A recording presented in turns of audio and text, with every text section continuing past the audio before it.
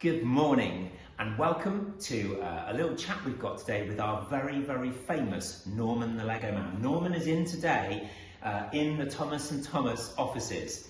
Now, Norman, I believe the reason you've brought your lovely wife Margot with you today is that you are considering selling all of your pensions. And the reason behind this is that Norman is very worried about what the press is saying after the recent budget in regards to pensions. And so we thought we'd have a quick chat through the situation. Now, let's give you a bit of background first. Our Norman here has worked really hard. Him and his wife Margot, they have put everything into their business. Their business is a building business and it's been running for about 40 years. In the early years, it was quite tough going. They couldn't save into any pensions. They don't have any occupational schemes when they retire. So they had to really build that business up.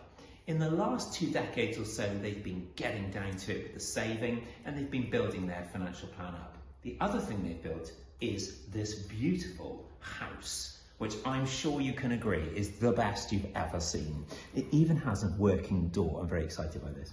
So, Norman and Margot have built this house between them with a large mortgage, which they've still got. The mortgage is £450,000, but as you can see at home, this house is worth easily 700,000, so they're doing okay.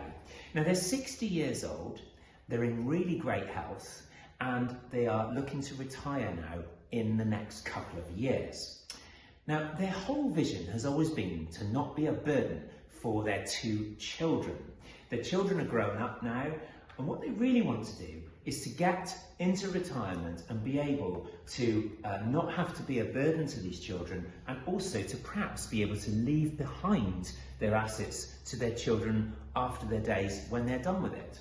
So what have Norman and Margot done here to try and build up their assets? Well, the first thing they've got is their business, which we have demonstrated using this incredible red block of Lego bricks. Look at that! So this is worth around £500,000 at the moment. Now Norman and Margot here, what they've been thinking to do is actually to sell the business in a couple of years' time. At the moment, they receive a good income from their business. As I said, they had to spend many years building it up, but it now pays them around £50,000 a year in income each. That income will go when they retire and they will sell this business for about £500,000. Now they know they're going to pay 10% tax, so they're going to lose about £50,000 in tax. So I'm going to take it off here. Here it goes. That's about right. So there goes the tax, but they're left still with a reasonable amount, about £450,000. And what they're going to do is they're going to pay off their mortgage. Therefore, meaning they can live in their beautiful home with no mortgage for the rest of their days. So far, so good. The second thing they've been doing is they've been saving into ISAs. Now these ISAs have come from some inheritances, but also just from good old-fashioned hard saving. And these ISAs are worth about £150,000 each, £300,000 in total.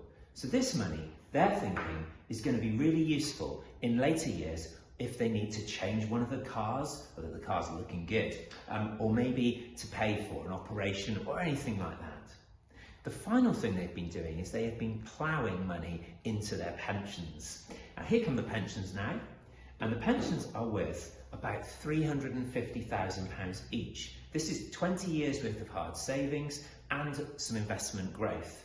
So these pensions really are there for them to help them be able to retire and pay for their income needs in a couple of years' time when they sell the business. So far, so good.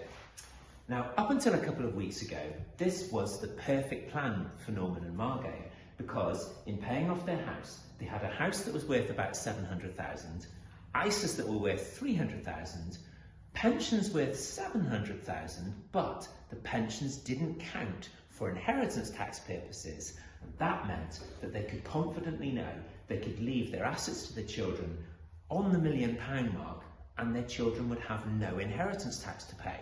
Brilliant. However, the other week along came the Chancellor. Here she comes now. So here's the Chancellor. Let's call her Rachel. So Rachel has turned up today to tell us what have you been doing? What have you done to Norman and Margot's financial plan? What's that? Oh, okay. The first thing Rachel says is she wants a bit more tax from that business sale. So instead of 50,000, she now wants 81,000. So we'll take some more money off for tax. Here it goes. And that will be a problem because there now is not 450,000 to repay the mortgage. But Norman's thought this through with Margot, and they have decided they will take the £31,000 difference, they nearly sent them flying, from the ISAs. So we'll pull them off. Here it goes. So here goes 31,000. Oh, there you go. Told you I'd throw some around. That's roughly it. So they are left with £269,000 in their ISAs. Their house is still paid off at 700,000. So when we add 700 and 269, we get to £969,000, if my maths is right. And it's still under the inheritance tax threshold. What's that, Rachel? Oh, you want to include the pensions for inheritance tax? Oh dear. So the pensions worth £700,000 will now be included for inheritance tax. And that's a real problem because suddenly this estate has become worth around £1,669,000, leading to an inheritance tax bill after Norman and Margot's days of about £267,600, if my mind serves me rightly. It's as if we prepared this already. So that is a large tax bill that wasn't there literally a couple of weeks ago. Hence, Norman and Margot coming in today and saying, we're going to sell these pensions now, we're going to get rid of them, and we're going to, pay some tax perhaps, and then we're just going to give the rest to the children. There we are, children, fine. They'd have to live for 7 full years, of course, before the money had left their estate, but I'm really worried by this. I'm first of all much more worried from a practical financial planning perspective. Our Norman and Margot, when they've sold the business, will have no income, and they've got to wait about 5 years until their state pensions kick in. So effectively, all they've got to live on then is these ISAs, which have also been depleted because of the extra tax they had to pay on the business sale. So effectively, they're left with 269,000, which isn't a lot to live for the rest of your life on. I would say they might get £10,000 or £11,000 a year income with a cautious approach. And so I'm worried from a practical perspective. But the other thing that I'm really worried about is the actual tax that Norman and Margot will pay on these pensions. You see, Norman and Margot are already very, very close to the higher rate band. And as soon as they sell these pensions, the bit that isn't tax-free, which is 75% of it, will get caught at 40 and even 45%, even getting rid of their personal allowances, meaning that nearly £200,000 is actually lost in tax when they try and take these out all at once. That means 28% is lost straight away. That's more than the 20% benefit that they got going into the pensions. So all in all, I'm a bit worried about this plan. And therefore, we've been thinking in the office here, Norman, what could we do for you to try and stop Rachel getting quite so much of your money, or to try and at least deal with the issue that has arisen? So the first thing we thought we'd look at would be, what about if we bought an annuity? As you can see, no expense has been spared here in our high-tech studio. So what is an annuity? Well, it's where we would use Norman and Margot's pensions and we would give them to an insurance company who would provide an income for life for both Norman and Margot. Now, these incomes in this case would be index linked, so they go up with inflation, and they would have widow's benefits. So in other words, if one died, their money would pass to or their income would pass to the remaining survivor. The reason behind this is they're very young, and we need to protect them. So we would actually only get about £13,000 a year each in annuities from their pensions, or £26,000 between them coming in. Now that's not bad, that's a set income, I suppose. And the good thing about that is Norman and Margot know where they stand. They've then got a good income coming in, or an income coming in. The other really good thing about this strategy is that they've spent the money, haven't they? So the inheritance tax problem has gone. There is no inheritance tax anymore. The estate goes back to kind of what it was. But the big downsides are, first of all, once you've done an annuity, you can't really undo it. And secondly, actually, if they needed more capital in future, well, they've got their ISAs, but if they started to spend them, they just haven't got any flexibility in this plan anymore. So I'm a bit concerned. It could be an option, but it's quite drastic. The other thing that's really worth mentioning here is they don't actually pass any money on to the children at all through doing this. Yes, they stop Rachel getting any tax, but they don't pass on anything to the children at all. Let's have a look at the second option. So that option is the drawdown option. Here it comes. Thank you, Tal. So the drawdown option is another way around of doing this. Now, many of you will know about drawdown, and there are literally hundreds of scenarios we could consider here, and none of these are advice, by the way. This is just our thoughts. In this instance, what we could do is Norman and Margot could take out just their tax-free cash, which would be about £175,000 in this instance, and they could give that tax-free cash straight to their children. That means Norman and Margot would pay no tax getting it out. They would then have to survive 7 years, and that £175,000 has then gone from their estate.